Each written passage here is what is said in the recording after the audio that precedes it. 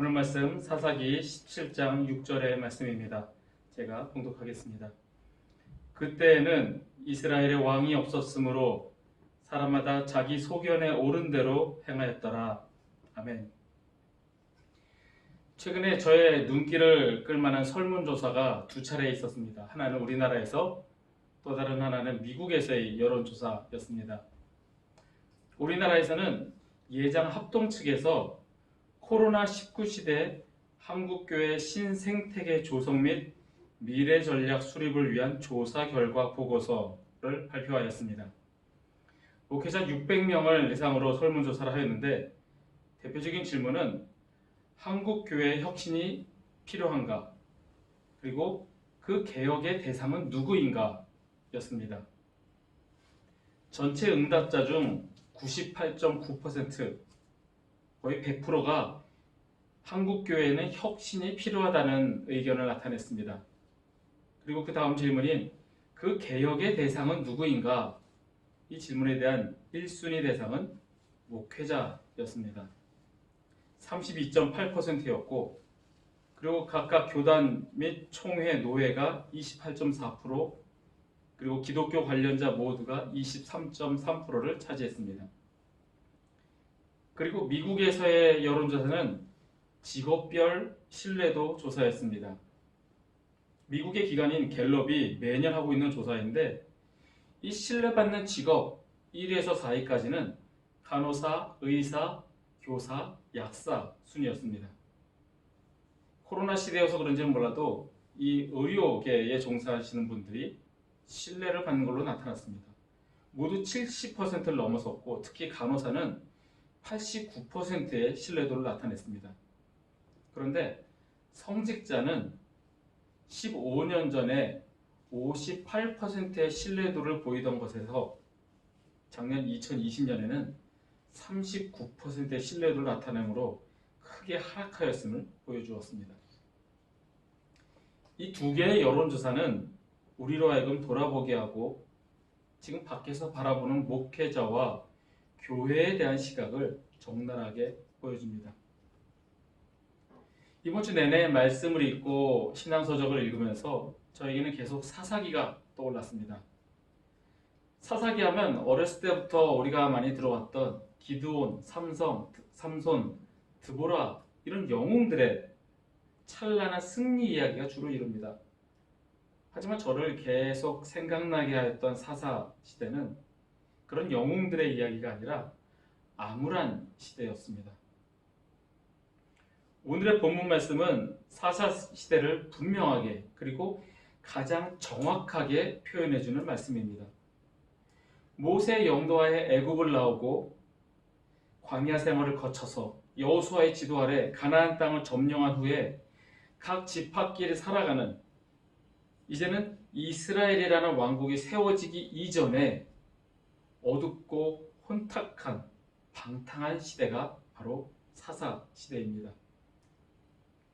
오늘 함께 나눌 말씀을 통하여서 지금 우리가 살고 있는 이 시대와 당시 사사 시대를 비교하면서 우리가 어떠해야 할지를 깨닫고 그 깨달은 것을 내 삶에 적용해 가기를 바랍니다.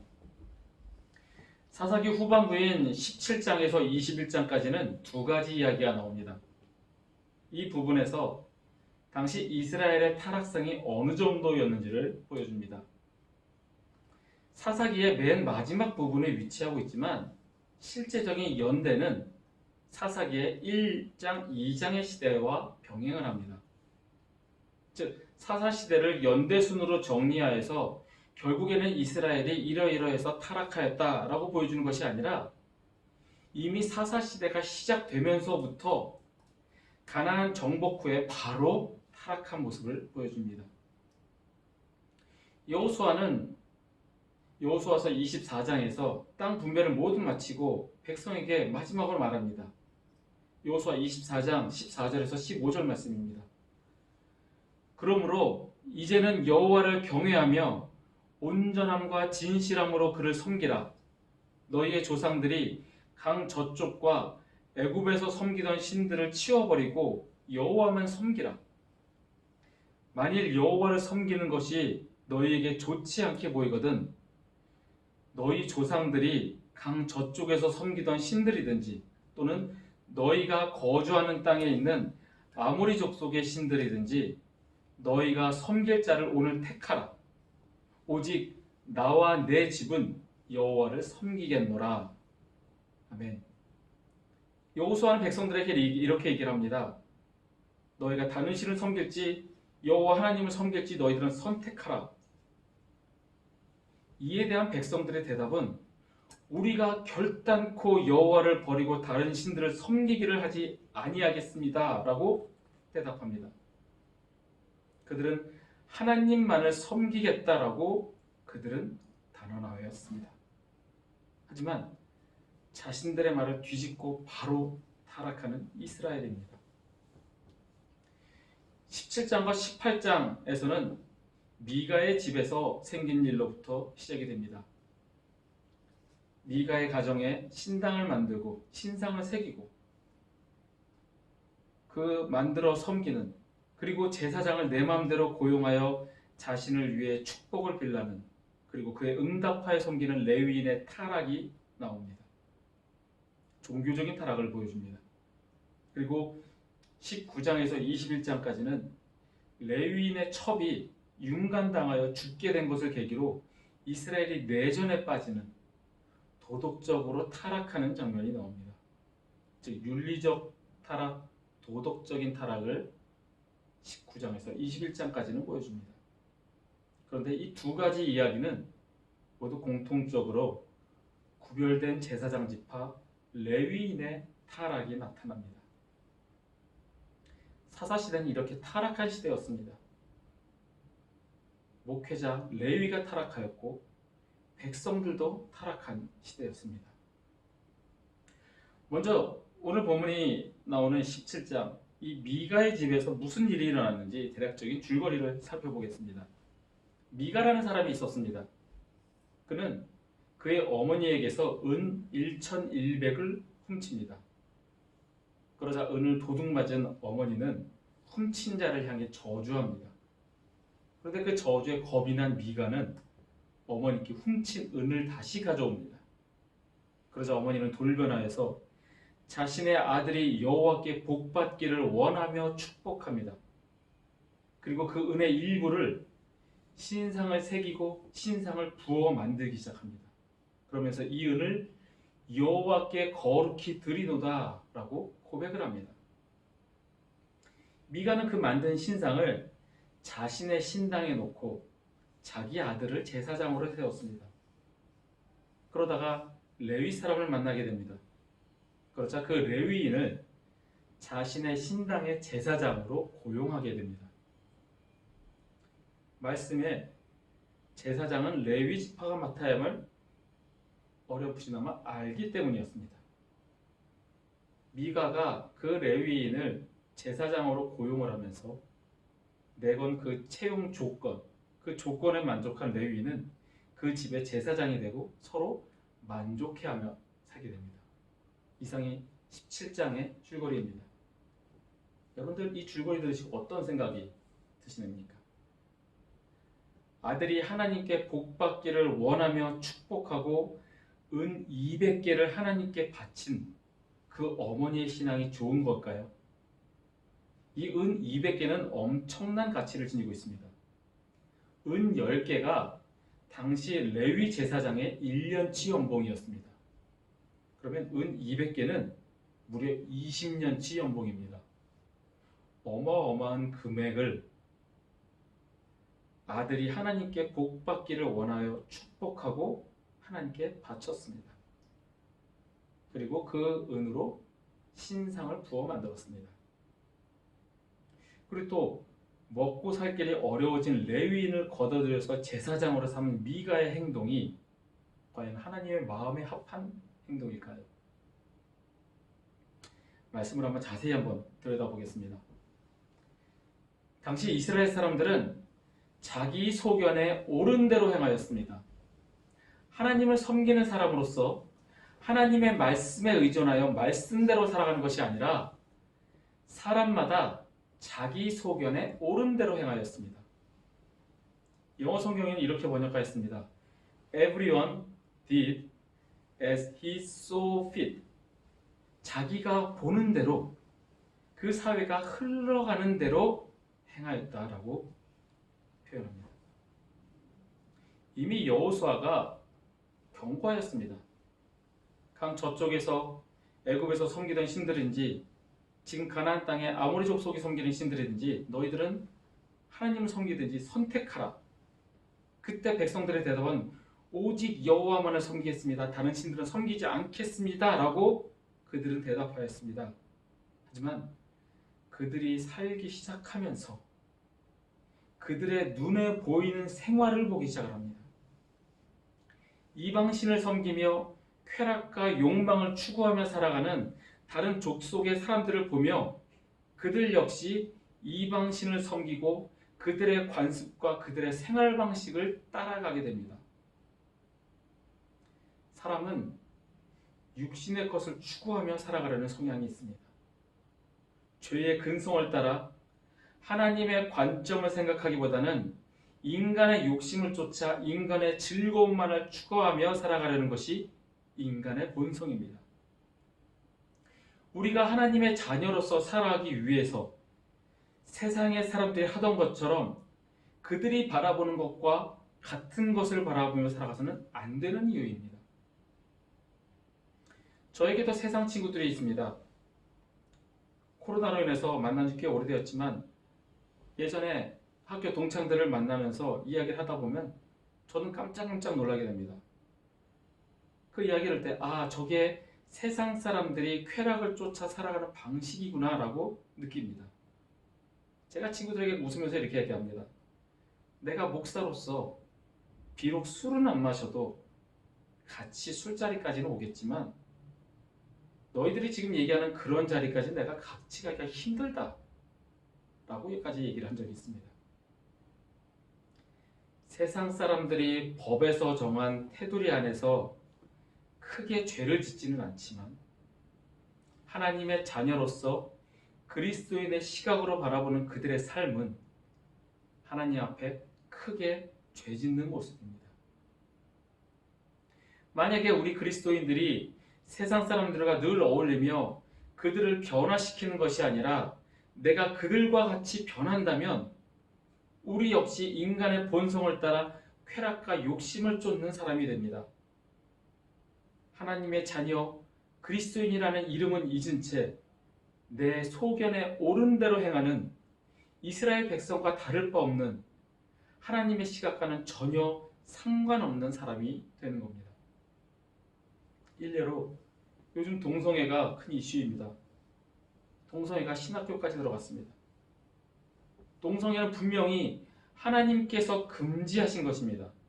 하지만 평등이라는 이름 아래 동성애가 인간의 자유를 나타내고 차별해서는 안 된다는 것처럼 포장하여서 세상에 드러납니다. 내가 동성애자임을 드러내는 것이 커밍아웃이라는 멋진 제목 아래 용감하고 용기 있는 행동으로 칭찬을 받습니다. 동성애가 죄임에도 불구하고 동성애를 찬양하고 남들보다 앞선 진취적인 행동으로 둔갑시켜지고 있는 것이 지금 우리가 살고 있는 현실입니다. 제가 동성애자를 비판하고 그들을 저주하고 용서받을 수 없는 죄인이라고 말씀드린 것이 아닙니다. 동성애는 하나님 앞에 죄라는 사실을 말씀드리는 겁니다. 하지만 동성애가 죄가 아니고 우리 사회가 용납하는 시대가 될 때 우리의 눈 역시 가리워지게 됩니다.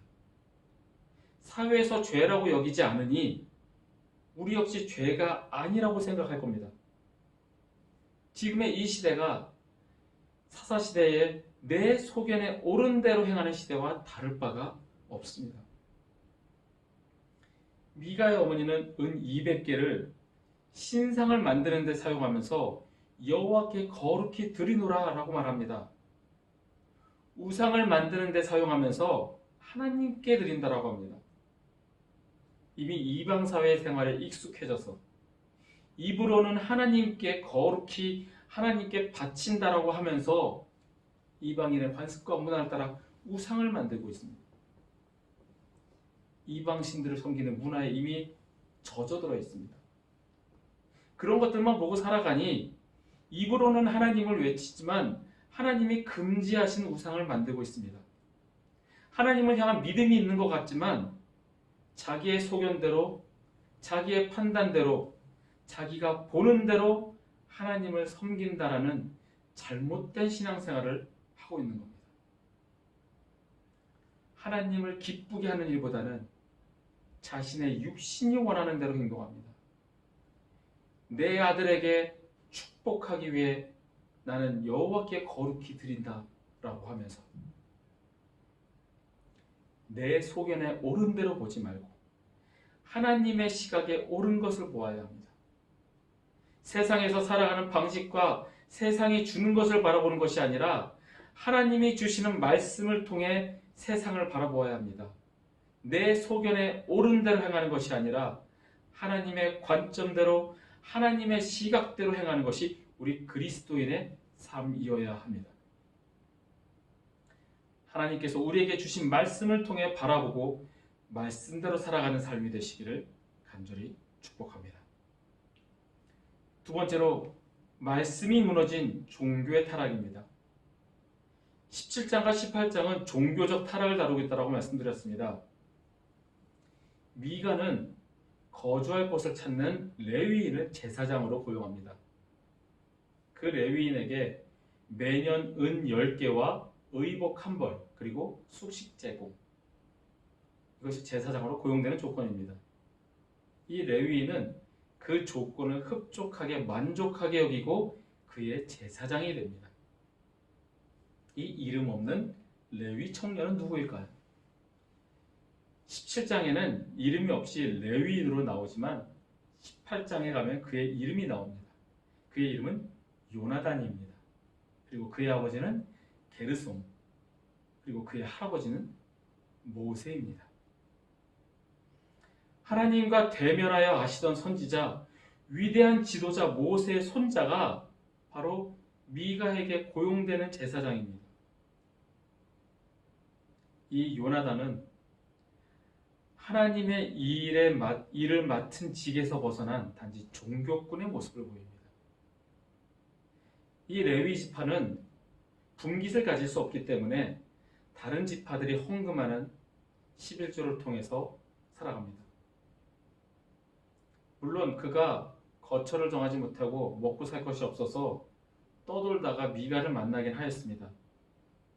이스라엘 12지파가 11조를 하지 않는 탓에 먹고 살기 힘들어서 그렇게 했다라고 핑계를 댈 수 있을 겁니다. 하지만 레위인들이 백성들을 제대로 가르치지 못했기에 그들이 11조를 하지 않았고 신앙생활을 올바르게 하지 못한 책임 또한 그들에게 있습니다. 백성을 제대로 가르치지 않고 자신의 안위와 먹고 살아갈 길만을 찾아가는 레위인의 타락한 모습을 보여줍니다. 율법에 제사장은 오직 아론의 자손만이 할 수 있다라고 기록되어 있습니다. 하지만 모세의 손자 요나단, 이 레위인에 의해서 하나님의 말씀은 무시되어졌습니다. 요나단은 자신이 제사장의 자리에 오를 수 없음을 알고 있었습니다. 말씀이 전해지고 교육되어지던 시대로부터 그리 오래 지나지 않았기 때문입니다. 시간이 이미 오래 지나서 이미 그런 교육을 못 받았다라고 핑계를 댈 수도 없습니다. 모세의 손자, 이 요나단은 모세 때부터 그렇게 오래되지 않은 시간입니다. 그는 아론의 자손만이 제사장의 자리에 오를 수 있고 자신은 단지 레위인으로서 성전에서 하나님을 위해 봉사하고 백성들의 죄를 대속하는 제반 업무만을 담당해야 함을 누구보다도 잘 알고 있었습니다. 하지만 그는 단지 먹을 것과 입을 것을 주고 사례금을 준다는 말에 만족하여 미가의 집에 제사장으로 들어갑니다.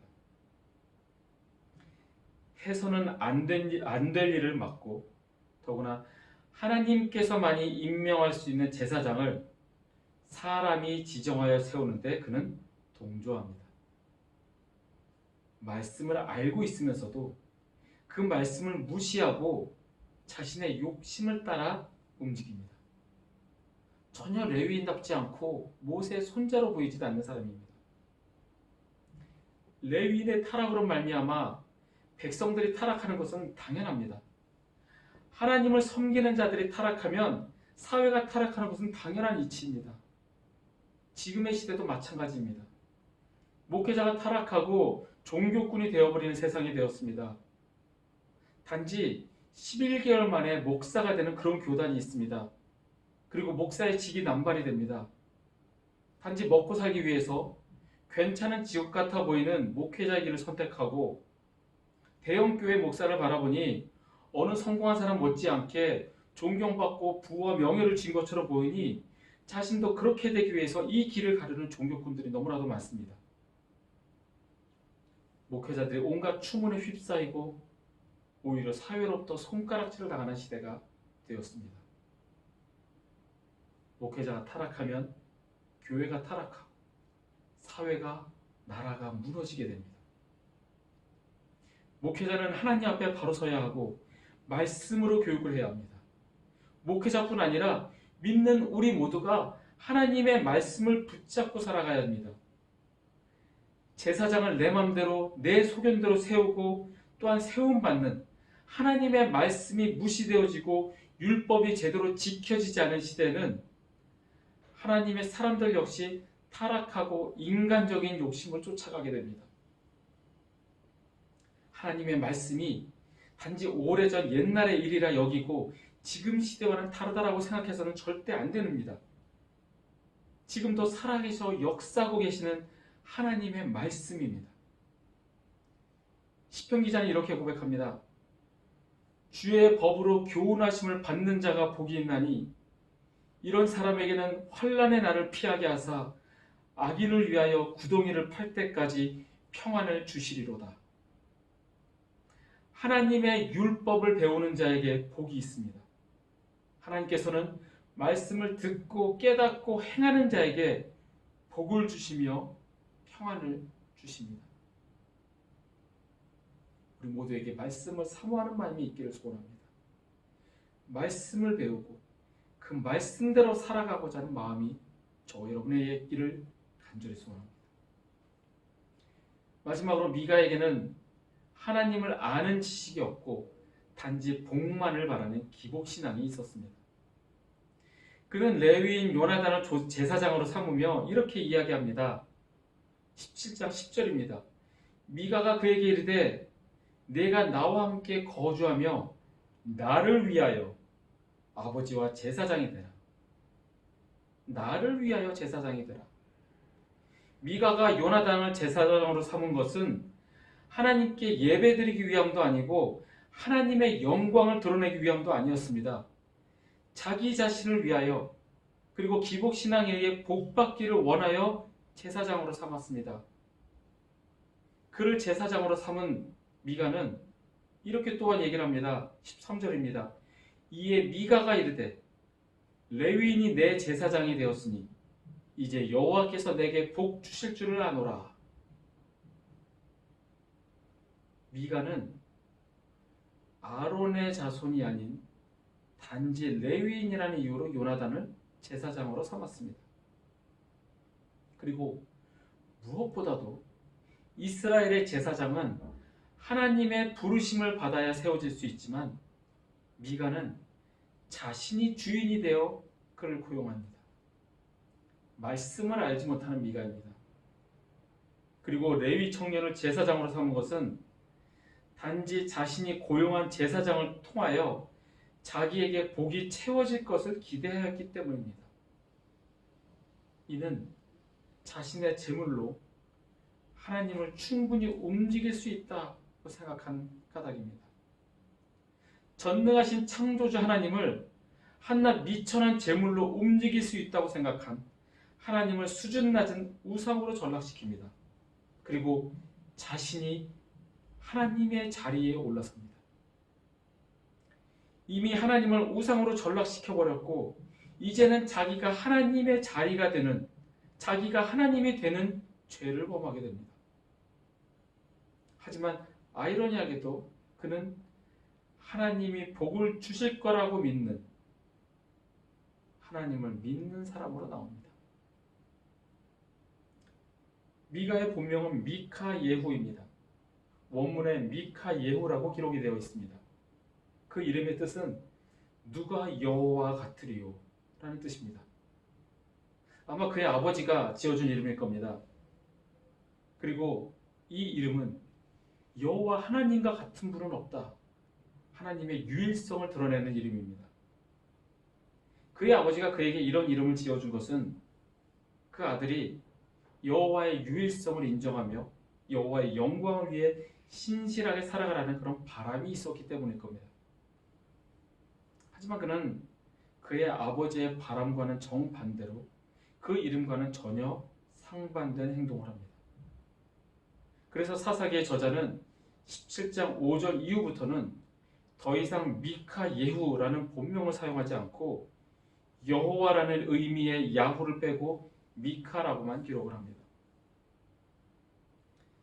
이 13절의 미가의 말 중에 아누라, 이 아누라에 해당하는 단어는 야다입니다.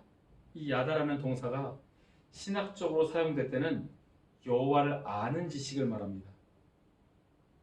근데 반대로 미가에게는 여호와를 아는 지식이 없었습니다. 율법과 규례를 알지 못하고 자기 뜻대로 자기 마음대로 제사장을 세웠으면서도 자격 없는 자를 제사장에 세웠음에도 하나님께서 복 주실 것을 안다라고 그 사람은 얘기합니다. 내가 성경을 보니 이렇게 하면 복을 주신다라고 돼 있다라고 아는 것과 같은 이치입니다. 여호와를 아는 지식이 미가에게는 없었습니다.